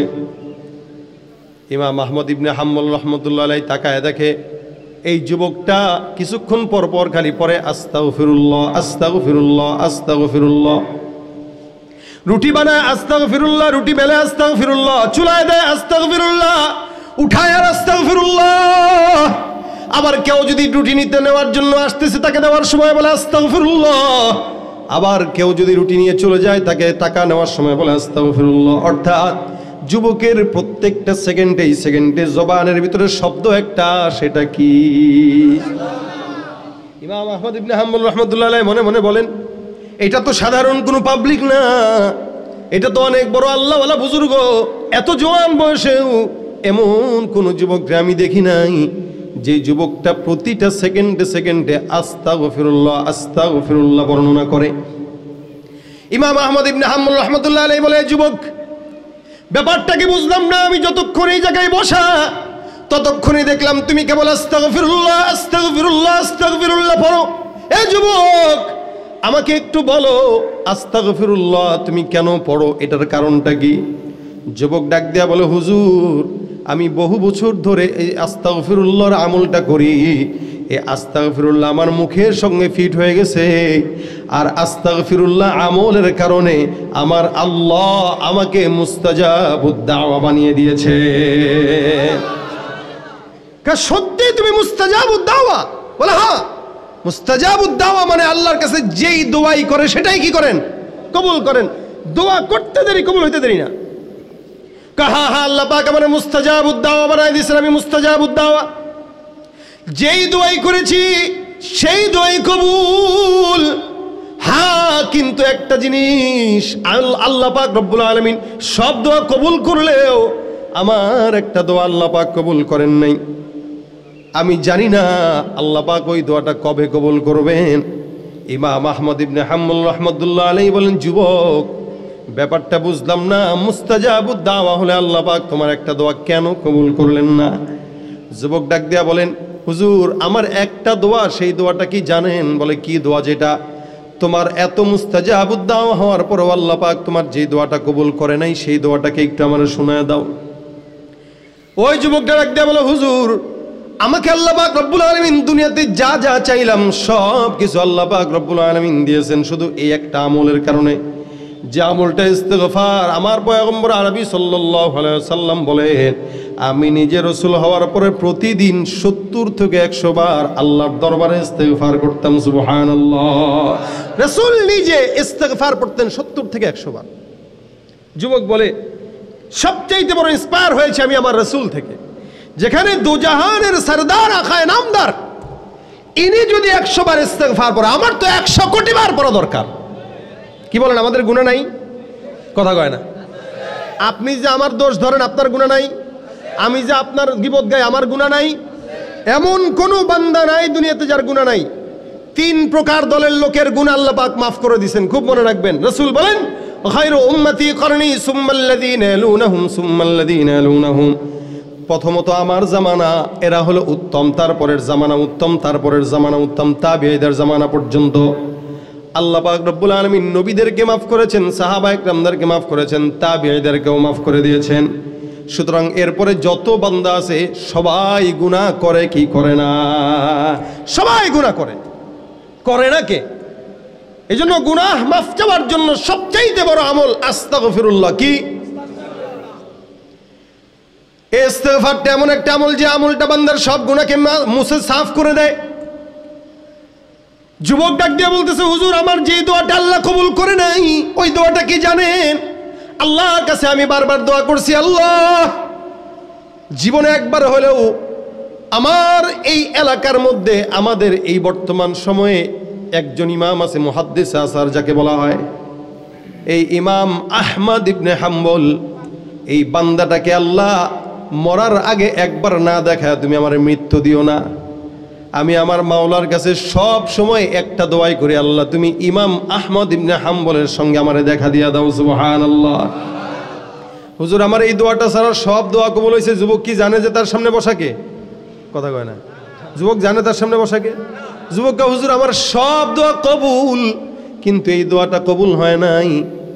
ইমাম আহমদ ইবনে হাম্বল রহমতুল্লাহ আলাই চোখের পানি ছেড়ে ডাক দিয়া কয়, যুবক রে, তুই যে মুস্তাজাবুদ দাওয়া, এটার সবচাইতে বড় প্রমাণ ইমাম আহমদের সামনে তোর যাওয়া লাগে নাই। আল্লাহ ইমাম আহমদকে শীতের রাতে কান ধরে তোর ঘরের দরজায় নিয়ে আসছে। বন্দে গানে খাস আল্লামুল গুয়ুব দরজা জানে জওয়াসিসুল কুলুব জমি সরশবু এ পিরাহন শনিদি চেরা দরজা হে কিন আনশ নদীদি। তুমি পারো করতে মচল অভাব দুঃখী লোকের, তুমি পরম মুক্তি মুক্তিদাতা মালিকে জগতের। তোমার কাছে চাই যে পানা, তোমার কাছে চাই যে পানা, আমরা প্রতিদিন তোমার দয়ায় পূর্ণ আমার সারা নিশিদিন। আল্লাহ তুমি দয়ার সাগর, আল্লাহ তুমি দয়ার সাগর, রহমানুর রহিম, তোমার দয়ায় পূর্ণ আমার সারা নিশিদিন। কার দয়া? কথা কয় না, কার দয়া? বন্ধুকে এই ইস্তেগফারের আমল আল্লাহওয়ালা এমন ভাবে হয়েছে যে আল্লাহ সব দোয়া কবুল করে নিছে। এই জন্য আল্লাহ বলেন, যারা আল্লাহর বন্ধু এদের দুনিয়াতেও ভয় নাই, আখেরাতেও টেনশন নাই। তার মানে আমরা বুঝলাম কি, আল্লাহওয়ালা হওয়ার জন্য সবচেয়ে বড় আমল কি? বলেন, জোরে বলেন কি? ইস্তেগফার। কারণ আমাদের গায়ে গুনাহের ময়লা ভরা। আমরা কাপড়ে একটু ময়লা দেখলে ময়লা লাগতেছে, ময়লা লাগতেছে বলি কিনা বলি? কাপড়ে ময়লা লাগলে সহ্য হয় না, বারবার টাকাই ধুয়ে ফেলি, খুলে ফেলি। কিন্তু আমার শরীরের, আমার নফসের প্রত্যেকটা জায়গায় ময়লা ভরা, কিন্তু নফসের ময়লা পরিষ্কার করার চিন্তা আমার মাথায় নাই বললেই চলে। নফসের ময়লা দূর হয় কিভাবে? ইস্তেগফারের আমলে। বলেন, নফসের ময়লা দূর হয় কিভাবে? ইস্তেগফার। কেউ ইস্তেগফার পড়বে একবার, দুইবার, তিনবার, 100 বার, 200 বার, ইনশাআল্লাহ নফসের ময়লা দূর হয়ে নফস সাদা হয়ে যাবে। আপনারা কারা কারা চান নফসের ময়লা দূর করতে? হাত তুলেন। আল্লাহ, আল্লাহু আকবার, আল্লাহু আকবার। আল্লাহ তুমি আমাদের নফসের ময়লা দূর করে দাও। ইস্তেগফার এমন একটা আমল যে আমলে বান্দার রিজিকের ওসাআত হয়। সুবহানাল্লাহ। যার রিজিকের অভাব আছে, আজকে থেকে ইস্তেগফারের আমল করেন, আল্লাহ পাক রিজিকের অভাব দূর করে দিবে। যে বিপদগ্রস্ত, আজকে থেকে ইস্তেগফার পড়েন, আল্লাহ পাক বিপদ দূর করে দিবে। যে মুসিবতে আছেন, আজকে থেকে ইস্তেগফার শুরু করেন, মুসিবত দূর হয়ে যাবে। অর্থাৎ এমন কোন বিপদ, বালা, মুসিবত নাই যা ইস্তেগফারের মাধ্যমে আল্লাহ দূর করেন না। সুবহানাল্লাহ। এই জন্য নবী করিম সাল্লাল্লাহু আলাইহি ওয়াসাল্লাম হর রোজ 100 বার ইস্তেগফারের আমল করতেন। বেশি বেশি ইস্তেগফার পড়া। মহিলারা কাপড় ধুইতেছে, আস্তাগফিরুল্লাহ। রান্না করতেছে, আস্তাগফিরুল্লাহ। তরকারি করতেছে, আস্তাগফিরুল্লাহ। ঘর ঝাড় দিতেছে, আস্তাগফিরুল্লাহ। বসে আছেন, আস্তাগফিরুল্লাহ। হঠাৎ করে এমনি বসে রয়েছেন, মনে নাই, মুখ দিয়ে উল্টাপাল্টা কথা বলতেছেন, ইস্তেগফার পড়ে নেন। হ্যাঁ, আপনি ইস্তেগফার পড়লে কেউ কে আপনারা বলবে দরবেশি করে, ভিজা সুফি, চিনি না, আমার লগে কত কিছু করছো, আর এখানে ইস্তেগফার করো। এরা হইল শয়তান। কথা বলে না কি? মনে রাখবেন, গুনাহ বান্দা করবেই। অপরাধ করে না এমন কোন বান্দা নাই। অপরাধ করা দোষের না, অপরাধের উপর অটল থাকা দোষের। কথা কয় না? ওলি হওয়ার জন্য নামাজ লাগে না। আবারও বলছি, ওলি হওয়ার জন্য নামাজ, রোজা, হজ, যাকাত, তাহাজ্জুদ, নফল, দান কিচ্ছু লাগে না। ওলি হওয়ার জন্য বেশি বেশি তাহাজ্জুদ দরকার নাই, ওলি হওয়ার জন্য বেশি বেশি ইবাদত দরকার নাই, জিকির আজকার দরকার নাই। তবে হ্যাঁ, ওলি হওয়ার জন্য একটা জিনিস দরকার, কি সেটা জানেন? গুনাহ থেকে বেঁচে থাকা। বুঝেন নাই মনে হয়? ওলি হওয়ার জন্য সবচেয়ে বড় আমল যেটা, সেটা কি? গুনাহ থেকে বেঁচে থাকা। আপনি তাহাজ্জুদও পড়লেন, আপনি হেজাবও লাগাইলেন, আপনি তসবিহও নিলেন, আপনি হজও করলেন, আবার ওদিকে যায় মন্দিরে ঢুও মারলেন। আমরা আমাদের স্বৈরাচারী সরকারকে এগুলাই দেখেছি করতে। একদিকে তাহাজ্জুদে পড়ে, ঘুম থেকে উঠলে কোরআন ছাড়া কিছু দেখে না, আর ওদিক দিয়ে কোরআনওয়ালা যারা এদের জবান বন্ধ করার জন্য চক্রান্ত করে। সেদিন খুব মায়া লাগলো আপনাদের এই এলাকার অঞ্চলের কুষ্টিয়ার পরিচিত মুখ মুফতি আমির হামজাকে দেখে। এক মাহফিলে দেখলাম অসুস্থ হয়ে গেছে, দেখছেন কিনা আপনারা? সে বলতেছিল যে 3 বছর জেলখানায় কি করেছে জানি না। তাহলে একদিকে কোরআন শরীফ খুঁজে কি ভোরবেলায়, আর আরেকদিকে কোরআনওয়ালা যারা এদেরকে তিলে তিলে শেষ করে। এগুলা কোরআনওয়ালা উপর দিয়ে দেখায় ভিতরে সব শয়তানের দোসর ছিল, ঠিক কিনা জানেন? এই জন্য মুসলমান উপরে একটা ভিতরে একটা, এটা আমাদের জন্য চরিত্র না হয়। আল্লাহ আমাদেরকে তার জন্য কবুল করে নেক, বলেন আমিন। তো আমরা হার রোজ চেষ্টা করব নিজেদের গুনাহ, যেটা বলছিলাম, তাহাজ্জুদ, কোরআন তেলাওয়াত সব করলেন কিন্তু গুনাহও করলেন, এটার কোনো দাম নাই। আপনি তাহাজ্জুদ পড়তে না পারেন, আপনি জিকির করতে না পারেন, কিন্তু গুনাহ করেন না। তাহাজ্জুদ বেশি না পড়লে আল্লাহ পাক ধরবে না, জিকির না করলে ধরবে না, দান না করলেও ধরবে না, কিন্তু গুনাহ করলে ধরবে। সুতরাং বেশি তাহাজ্জুদের দরকার নাই। আপনি 5 ওয়াক্ত নামাজ ঠিক মতো পড়েন, মানুষের হক নষ্ট করেন না, আর গুনাহ থেকে বেঁচে থাকেন, আপনার মতো ওলি আর কেউ হবে না। এই জন্য ওলি হওয়ার জন্য সবচেয়ে বড় শর্ত হইল গুনাহ থেকে বেঁচে থাকা আর ইস্তেগফার করা, সর্বহালতে ইস্তেগফার যদি হয়েই যায়। ওই যে বলেছি, গুনাহ করা দোষের না, গুনার উপর অটল থাকা দোষের। আমি এক সময় গুনাহ করেছি, হ্যাঁ, আমি মাফ চাইলাম, এটা আমার ক্রেডিট। আপনি গুনাহ করেছেন, আপনি মাফ চাইলেন, এটা আপনার আল্লাহর দরবারে মাফ চাওয়াটা হলো আপনার ক্রেডিট। কিন্তু কেউ যদি বলে তোমারে চিনি, তুমি এই করছো, এখন মাফ চাও, অত সোজা? কপালে থাকবে কি জানেন? যে আপনাকে টিটকারি করলো ও জাহান্নামের আসামি হয়ে গেল, আর আপনি জান্নাতি হয়ে যাবেন। এই জন্য কাউকে টিটকারি নয়, হাসিবু ক্বাবলা আন তুহাসাবু, মুতু ক্বাবলা আন তামুতু। মরার আগে মরেন, হিসাব নেওয়ার আগে হিসাব নিয়ে নেন, তাহলে ইনশাআল্লাহ কবরে যেয়ে পস্তাইতে হবে না। এখানে কবরস্থান আছে না? যদি প্রশ্ন করার মতো সামর্থ্য থাকতো, জিজ্ঞাসা করতেন। অধিকাংশ মানুষ জাহান্নামে যাওয়ার কারণ যেগুলো বর্ণনা করতো, ওগুলো শুধু নামাজ রোজার জন্য না, অনেক আনুষঙ্গিক কারণে। এই জন্য ভাইরা আমার, আজকে থেকে নিয়ত করব, আল্লাহকে বন্ধু বানাবো। আমার বন্ধু আল্লাহ, আল্লাহ আমার বন্ধু। এছাড়া দুনিয়াতে আর দ্বিতীয় কোনো বন্ধু আমার থাকবে। এই জন্য হাদিস শরীফে রাসূল বলেন, ওয়াজাবাত, আল্লাহ পাক বলেছেন, ওয়াজাবাত মাহাব্বাতি, আল্লাহ পাক বলেন আমার মহব্বত তাদের জন্য যারা নাকি আমার জন্য একজন আরেকজনকে মহব্বত করে, যারা নাকি আমার জন্য একজন আরেকজনের সঙ্গে বসে। এই যে বসলাম কার জন্য? যারা নাকি আমার জন্য বসে, আমার জন্য শত্রুতা পোষণ করে, আমার জন্য দান সৎকা করে, আল্লাহ বলেন তাদেরকে মহব্বত করা আমার জন্য ওয়াজিব হয়ে যায়। সুবহানাল্লাহ। এই জন্য ভাইরা আমার, আল্লাহকে ছাড়া দুনিয়ার কাউকে বন্ধু বানাবো। তোমার মতো প্রিয় বন্ধু যার হৃদয়ে রয়, তোমার মতো প্রিয় বন্ধু যার হৃদয়ে রয়, তার কি আর থাকতে পারে, তার কি আর থাকতে পারে চিন্তা মৃত্যুর ভয়, তোমার মতো প্রিয় বন্ধু যার হৃদয়ে রয়। শিশুকালে মায়ের দুধে বাঁচাও খোদা প্রাণ, মায়ের স্নেহে বেড়ে উঠি তোমার অবদান, বন্ধু হয়ে ভালোবাসা, বন্ধু হয়ে ভালোবাসা ছড়াও জগৎময়, তোমার মতো প্রিয় বন্ধু যার হৃদয়ে রয়, তার কি আর থাকতে পারে, তার কি আর থাকতে পারে চিন্তা মৃত্যুর ভয়। তোমার মতো প্রিয় বন্ধু যার হৃদয়ে রয়, তোমার মতো প্রিয় বন্ধু যার হৃদয়ে রয়। বন্ধুকে আল্লাহ যেন আমাদেরকে তার বন্ধু বানায় না, জোরে বলেন আমিন।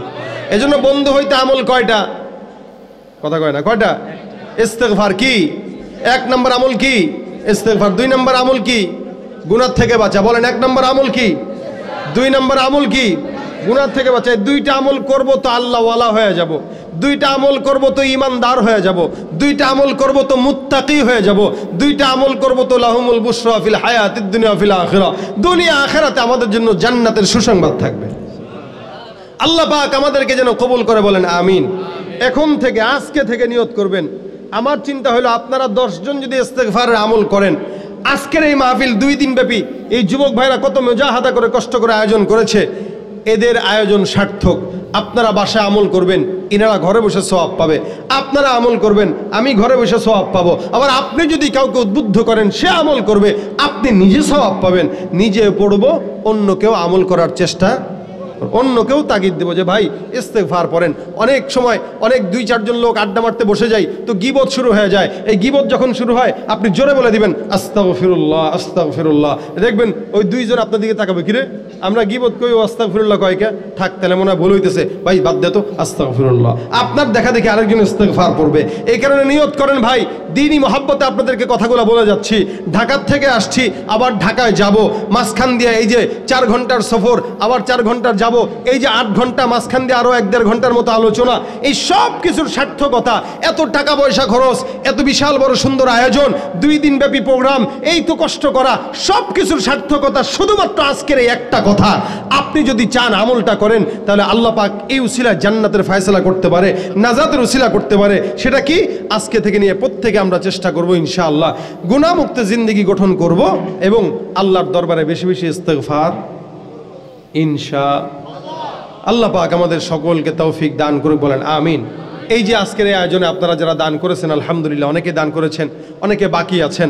আমি যদি শেষ পেশ আপনাদের কাছে একটু বলি যে আপনারা আমার কাছে একটু কিছু দিবেন, এরকম কেউ থাকলে একটু হাত উঠাবেন। আর অনেকে আছেন যারা শেষে এসে প্রধান বক্তার হাতে দেন, এরকম কেউ আছেন কি 2 দিন ব্যাপী মাহফিলে আমার কাছে দিবেন। আমি গুনাহগার মানুষ, কিন্তু মুসাফির। আল্লাহর নবী বলেছেন মুসাফিরের দোয়া কবুল হয়। আমি মুস্তাজাবুদ দাওয়ানা, আমি গুনাহগার, কিন্তু মুসাফিরের দোয়া কবুল হয়। এই উসিলায় হয়তো দোয়া করলে আল্লাহ কবুল করতে পারে। এরকম কেউ থাকলে একটু হাত উঠাবেন যে আমি 1000 দেবো, অথবা ভিতরে ভিতরে কাপড় চলে যাবে, ব্যাগ চলে যাবে। শেষমেশ যারা এতক্ষণ ছিলেন না, ইনারা দান করবেন। কই কাগজ, কই ব্যাগ কোথায়? ব্যাগ ওনারা ভিতরে চলে যাক। আর এরকম কেউ যদি থাকেন যে আমার হাতে দিবেন, 1000 হোক, 500 হোক, 2000 হোক, এরকম কেউ থাকলে একটু আমার কাছে দেন, হাতটা উঠান যে আমি আছি 1000 টাকা দান করব। এরকম কেউ থাকলে হাতটা উঠান। আলহামদুলিল্লাহ, আল্লাহ পাক তৌফিক দান করছেন। অনেক সময় যে গত 2 দিন ধরে বৃষ্টি, প্রচুর বৃষ্টির কারণে অনেক মাহফিল হয় নাই। আলহামদুলিল্লাহ, দিন ইসলাম জিন্দাবাদ, নাস্তিকতার নিপাত যাক, দিন ইসলাম জিন্দাবাদ, কোটি প্রাণে একই আওয়াজ। খোদাদ্রোহী ছাড় পাবে না, এই বাংলায় ঠাই হবে না, মুসলমানরা জেগেছে আজ। জোর কদমে সামনে চলো, বজ্র কণ্ঠে আওয়াজ তুলো, সবাই মিলে একই তালে দাও না স্লোগান, নারায়ে তাকবীর, নারায়ে তাকবীর, দিন ইসলাম, দিন ইসলাম জিন্দাবাদ, জিন্দাবাদ। মুসলমানের এই দেশেতে নাস্তিকদের ঠাঁই নাই, নাস্তিকদের পক্ষে যারা তাদের কোনো রক্ষা নাই। মুসলমানের এই দেশেতে নাস্তিকদের ঠাঁই নাই, নাস্তিকদের পক্ষে যারা তাদের কোনো রক্ষা নাই। এই দেশেতে থাকতে হলে কোরআন মানতে হবে, কোরআন না মানলে তারা বিতাড়িত হবে। সামনে চলো, বজ্র কণ্ঠে আওয়াজ তোলো, সবাই মিলে একই তালে দাও না স্লোগান, নারায়ে তাকবীর, নারায়ে তাকবীর, দিন ইসলাম, দিন ইসলাম, আল কোরআনের আলো, এই ইসলামের শত্রুরা, আলেম ওলামার শত্রুরা, লিল্লাহে তাকবীর। সকল দুরূদ শরীফ পড়ি। আল্লাহুম্মা সাল্লি আলা সাইয়্যিদিনা ওয়া নাবিয়্যিনা ওয়া শাফিঈনা ওয়া হাবিবিনা ওয়া মাওলানা মুহাম্মদ সাল্লাল্লাহু আলাইহি ওয়া আলা আলিহি ওয়া আসহাবিহি ওয়া বারাক ওয়া সাল্লাম। আস্তাগফিরুল্লাহ রাব্বি মিন কুল্লি যামবিন ওয়া আতুবু ইলাইহি। লা হাওলা ওয়া লা কুওয়াতা ইল্লা বিল্লাহিল আলিয়্যিল আযীম। আল্লাহুম্মা আনতাস সালাম। ربنا ظلمنا أنفسنا وإن لم تغفر لنا وترحمنا لنكونن من الخاسرين ربنا فاغفر لنا ذنوبنا وكفر عنا سيئاتنا وتوفنا مع الأبرار। হে আল্লাহ, মেহেরবানি করে 2 দিন ব্যাপী মাহফিলটাকে আল্লাহ যারা পরিচালনা করেছে, কষ্ট মুজাহাদা করে শ্রম দিয়ে এই পর্যন্ত করেছে, আল্লাহ মেহেরবানি করে আজকের মাহফিলকে আল্লাহ তুমি কবুল মঞ্জুর করে নাও। আল্লাহ যারা আয়োজন করেছে তাদেরকে মাফ করে দাও আল্লাহ, তাদের আয়োজনকে আল্লাহ নাজাতের উসিলা বানায় দাও আল্লাহ রাব্বুল আলামিন। যারা দান করেছে, মেহনত করেছে, শ্রম দিয়েছে, আল্লাহ তুমি সকলের দান আর শ্রমকে আল্লাহ নাজাতের জরিয়া বানায় দাও। আয় রব্বুল আলামিন, মেহেরবানি করে এই কুষ্টিয়ার এই এলাকাটাকে আল্লাহ তুমি কবুল মঞ্জুর করে নাও। সকল প্রকার সন্ত্রাসী কার্যক্রম থেকে এলাকার মানুষদেরকে হেফাজত করো। আল্লাহ চাঁদাবাজি, সুদ, ঘুষ থেকে এলাকাটাকে আল্লাহ হেফাজত করো। আল্লাহ যুবকদেরকে দ্বীনের খাদেম বানায় দাও আল্লাহ। মা বোনদেরকে পর্দার বিধান মেনে চলার তৌফিক দান করে দাও। ঘরে ঘরে শান্তি দাও। যুবকদের ভিতরে আল্লাহ নামাজের তাগিদ দিয়ে দাও। আয় আল্লাহ, মা বোনদেরকে পর্দার বিধান মেনে চলার তৌফিক দাও। আয় আল্লাহ, আমাদের ভিতরে অনেকে অসুস্থ, আয় আল্লাহ যাদের মা বাবা অসুস্থ, নিজেরা অসুস্থ, আল্লাহ প্রত্যেককে সুস্থতার হায়াত দান করে দাও। অভাবগ্রস্তদের অভাব দূর করে দাও। ঋণগ্রস্ত যারা আছে ঋণগুলো পরিশোধ করার তৌফিক দান করে দাও। বিপদগ্রস্ত যারা, বিপদ থেকে হেফাজত করো আল্লাহ। আয় আল্লাহ, মেহেরবানি করে আমাদের দেশটাকে সোনার দেশ হিসেবে কবুল করে নাও আল্লাহ। এই নতুন দেশ গঠন করার জন্য যে সমস্ত ছাত্র ভাইরা জীবন দিয়েছে, আয় আল্লাহ প্রত্যেকটা ছাত্র ভাইদেরকে আল্লাহ শাহাদাতের মর্যাদা দান করে জান্নাতের ফায়সালা করে দাও। হে রব্বুল আলামিন, আমাদের সকলকে তোমার বন্ধু হিসেবে কবুল করে নাও। আয় আল্লাহ, মেহেরবানি করে আল্লাহ আমাদের জবানের মধ্যে ইস্তিগফারের আমল তুমি উঠায় দাও। উঠতে বসতে চলতে ফিরতে যেন আস্তাগফিরুল্লাহ আস্তাগফিরুল্লাহ পড়তে পারি, জবানটাকে কবুল মঞ্জুর করে নাও। আয় আল্লাহ, তোমার হাবিবের রওজা জিয়ারত করার তৌফিক একবার হলেও দান করে দাও। যারা একবার করেছে বারবার করার তৌফিক দান করে দাও। রব্বিরহামহুমা কামা রব্বায়ানি সগীরা রব্বিরহামহুমা কামা রব্বায়ানি সগীরা। اللهم صل على محمد وأنزله المقعد المقرب عندك يوم القيامة. سبحان ربك رب العزة عما يصفون وسلام على المرسلين والحمد لله رب العالمين. السلام عليكم ورحمة الله.